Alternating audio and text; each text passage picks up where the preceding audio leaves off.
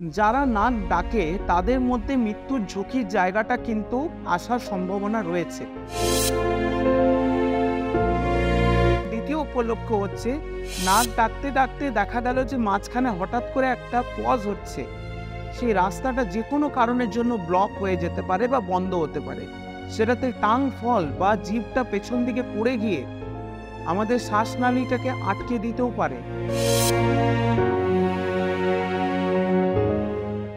এই রোগটার জন্য হতে পারে কি যে অনেক সময় আমরা নিঃশ্বাস যেটা নিচ্ছি সেটা সাডেনলি এটা হঠাৎ করে বন্ধ হয়ে যায়।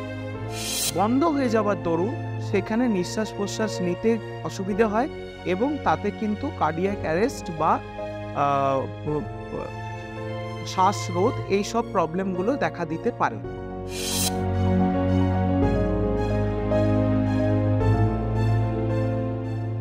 যদি দেখা যায় যে এই অবস্ট্রাকটিভ স্লিপ অ্যাপনিয়া কারোর মধ্যে রয়েছে, তাহলে অদূর ভবিষ্যতে গিয়ে এটা কিন্তু হার্টের রোগের দিকেও কিন্তু এগিয়ে যেতে পারে। নমস্কার, আমি doctor Sabyasachi Chakraborty, assistant professor ENT এবং হেডনেক সার্জারি, গৌরীদেবী মেডিকেল কলেজে, রাজবাঁধ, দুর্গাপুরে। আজকে আমরা যে বিষয়ে ডিসকাস করতে চলেছি সেটা খুব কমন টপিক, যেটা অনেক লোকেরা এবং মানুষদের মধ্যে অতটা সচেতনতা নেই। বেসিক্যালি জিনিসটা হচ্ছে অবস্ট্রাকটিভ স্লিপ অ্যাপনিয়া রিলেটেড। তো এই অবস্ট্রাকটিভ স্লিপ অ্যাপনিয়া সম্মত অনেক মানুষের মনে অনেক প্রশ্ন রয়েছে। কিছু কিছু প্রশ্নের উত্তর আজকে আমরা দিতে চলেছি। প্রথম প্রশ্ন যেটা মানুষের মধ্যে থাকে সেটা হচ্ছে যে এই স্লিপ অ্যাপনিয়াটা কতটা মারাত্মক হতে পারে।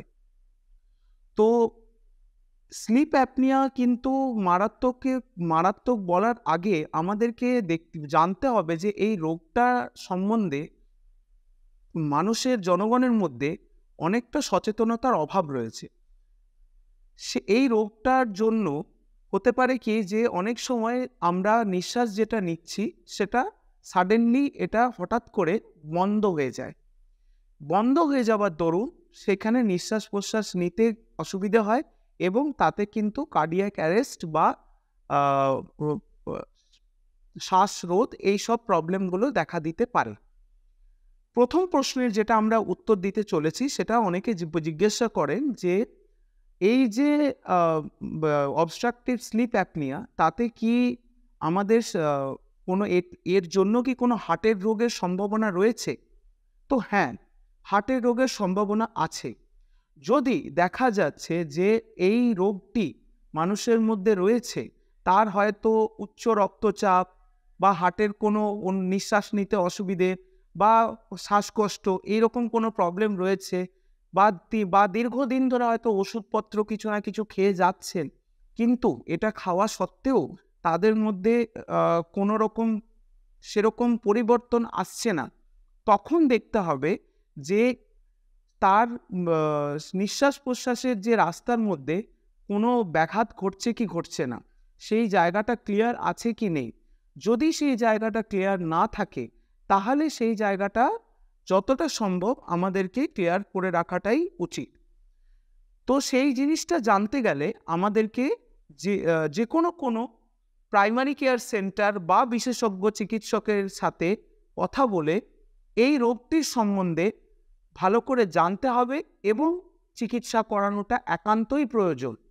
এটি হচ্ছে প্রথম লক্ষণ যে যদি দেখা যায় যে এই অবস্ট্রাকটিভ স্লিপ অ্যাপনিয়া কারোর মধ্যে রয়েছে, তাহলে অদূর ভবিষ্যতে গিয়ে এটা কিন্তু হার্টের রোগের দিকেও কিন্তু এগিয়ে যেতে পারে। দ্বিতীয় প্রশ্ন হচ্ছে নাক যারা ডাকে তাদের মধ্যে কি মৃত্যুর ঝুঁকি কি বেশি? হ্যাঁ, যারা নাক ডাকে তাদের মধ্যে মৃত্যুর ঝুঁকির জায়গাটা কিন্তু আসার সম্ভাবনা রয়েছে। তার মানে এই নয় যে যারা নাক ডাকছে তাদেরই মধ্যে এই মৃত্যুর আশঙ্কাটা বেড়ে যাচ্ছে, তা কিন্তু নয়। নাক ডাকার সাথে সাথে আমাদেরকে 2-3টে লক্ষণ দেখাটা দরকার।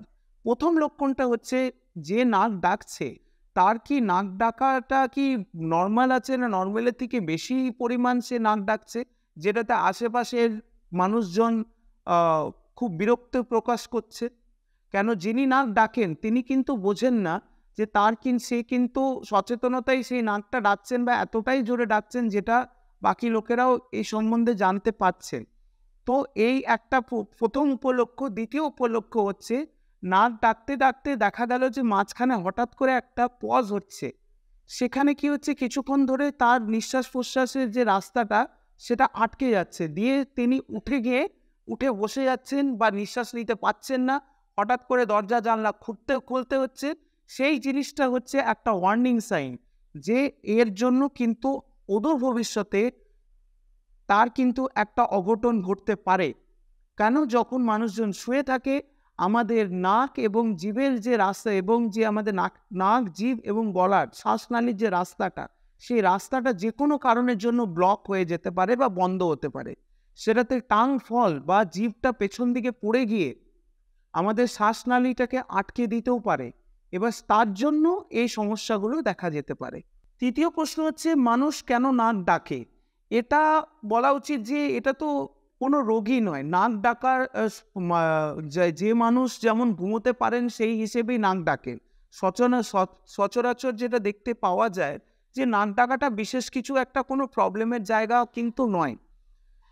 কিন্তু যদি আমরা দেখছি যে এই নাক ডাকাটা যদি দিনের পর দিন বৃদ্ধি পাচ্ছে বা এই নাক ডাকার সাথে সাথে তার দিনের বেলায় ঘুমোনো, তার ভুলে যাওয়ার প্রবণতা, তার সাথে সাথে যেটা আমরা বলি যে লস অফ মেমোরি, এই জিনিসগুলো যদি সম্ভাবনা দেখতে পাওয়া যায়, ঘুমটা ঠিকমতো ক্লিয়ারলি না হয়, তার সাথে সাথে উচ্চ রক্তচাপ বা এরকম কিছু জিনিসও যদি দেখতে পাওয়া যায়, তাহলে সেই ক্ষেত্রে আমরা বলতে পারি যে নাক ডাকাটা একটা কিন্তু গভীর সমস্যার দিকে ইঙ্গিত করছে।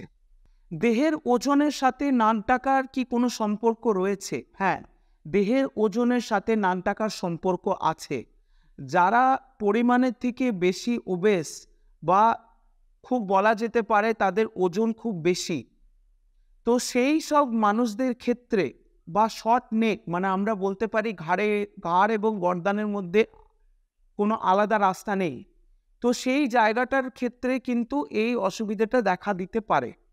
তো আমাদের এটাই বলা উচিত যে এরকম কোনো সমস্যা যদি থাকে তারা যদি মরবিড ওবেসিটি, মানে যারা অত্যন্ত ওজন বেশি, দেখা গেল যে 90 কেজিরও থেকে বেশি, তাদের কিন্তু এই সমস্যাটা হওয়ার কিন্তু সম্ভাবনা বেশি থাকে। ইভেন কি আমরা এটাও বলতে পারি যে যদি কোনো মানুষের ওজন 100 বা 110 কেজির বেশি হয়, তাহলে সেই ক্ষেত্রে এই প্রবণতাটা আরও বেড়ে যায়। তো এই উপলক্ষগুলো যদি দেখতে পাওয়া যায়, তো ইমিডিয়েট আপনি আপনার সামনাসামনি কোনো ইএনটি বিশেষজ্ঞ ডাক্তারের সাথে ইমিডিয়েট যোগাযোগ করুন। আরেকটা প্রশ্ন যেটা আমরা সবসময় পেয়ে থাকি যে এটা কি বংশগত, এটা কি হেরিডিটারি? হেরিডিটারি মানে জিনগত। হ্যাঁ, কিছুটা বলা উচিত যে কোনো রোগের যেটা উৎসটা জেনেটিক্যাল একটা প্রিডিসপোজিশন থাকেই, মানে জিনগত এই প্রবলেমটা রয়েই থাকে। যদি মা বাবার থাকে তাহলে ছেলেদের হওয়ার সম্ভাবনাটা বা প্রবণতাটা বেড়ে যায়। তার জন্য কিন্তু এটাও একটা উপলক্ষ যে ওই জন্য বারে বারে আমাদেরকে যে সিমটমসগুলো, মানে যেগুলো প্রথম উপলক্ষগুলো যেগুলো দেখা দিচ্ছে, সেগুলো যাতে আমরা তাড়াতাড়ি জিনিসগুলো সম্বন্ধে ধরতে পারি এবং সেইটা চিকিৎসার জায়গায় কোনো বিলম্ব না করি। নাক ডাকা রোগটা কি রোগের লক্ষণ? হ্যাঁ, নাক ডাকা রোগটা নিশ্চয়ই একটা রোগের লক্ষণ। নাক ডাকার যে মানুষটা নাক ডাকছে তার বেসিক্যালি অসুবিধাটা কোথায় হয়? যখন আমরা নিঃশ্বাস নিচ্ছি সেই সময় আমরা যে নাকের মধ্যে দিয়ে এয়ার ফ্লো, যেটা আমরা নাকের যে বায়ুটা আমাদের নাকের মধ্যে দিয়ে গিয়ে ওটা শ্বাসনালীতে ঢুকছে, সেটা কতটা পরিমাণ যাচ্ছে সেটা দেখা একান্তই দরকার। কেন, সেটা যদি পর্যাপ্ত মাত্রায় যদি ওটা না যায়, তাহলে কিন্তু সেটা কিন্তু একটা গম্ভীর রোগের দিকে কিন্তু ইঙ্গিত করতে পারে। সেই দিকে কিন্তু সচেতন হতে হবে। শিশুদের মতো আজকালকার দিনে এই একটা জিনিস দেখতে পাওয়া যাচ্ছে। তার কারণটা কি? শিশুদের মধ্যে অনেক সময় দেখা যায় যে নাকের পিছনের একটা গ্রন্থি, যেটাকে আমরা অ্যাডিনয়েড বলি, সেরকম কিছু জিনিস বা তাদের মধ্যে টনসিল হওয়ার যে প্রবণতা, এই কিছু জিনিসের জন্য তাদের কিন্তু যে নিঃশ্বাসের পরিমাণটা যেটা যাওয়া উচিত সেটা কিন্তু যায় না। তো এটা কিন্তু বাচ্চাদের মধ্যেও দেখতে পাওয়া যায়। এটা কিভাবে কমবে? কম কম বেশির ব্যাপারটা বলার আগে যেটা আমাদের জানা উচিত যে এই যে রোগটি যেটা রয়েছে, এই অবস্ট্রাকটিভ স্লিপ অ্যাপনিয়া, তো এটা নাক ডাকার থেকে শুরু হয়, মানে আমরা বলতে পারি যে স্নরিং থেকে স্টার্ট হয় এবং শেষ হয় কিন্তু স্লিপ অ্যাপনিয়াতে গিয়ে। এই যে পুরো রাস্তাটা, এটা এক একটা ধাপে এক একভাবে এগোয়। তো প্রথমে আমাদেরকে প্রথম জিনিসটা হচ্ছে যে সামান্য উপলক্ষগুলোকে আগে ধরা, যে কি কি কারণের জন্য এটা হতে পারে। যেটা হচ্ছে একটা বলা উচিত যে তারা মাত্রাধিক মানে মাত্রা ছাড়া বেশি ওবেস। আচ্ছা, তার সাথে সাথে তাদের নাকে কিছু অ্যানাটমিক বা অ্যানাটমিক কিছু ডিফর্মিটি রয়েছে, যেটাকে আমরা বলি যে তাদের কিছু স্ট্রাকচারাল চেঞ্জেস রয়েছে, বা নাকের মধ্যে কোনো রকম কোনো গ্ল্যান্ড রয়েছে, কোনো টিউমার রয়েছে। সেই জিনিসগুলোর ক্ষেত্রে কিন্তু যেখানে হাওয়া কম যাচ্ছে সেই জিনিসটা দেখাটা আমাদের একান্তই দরকার।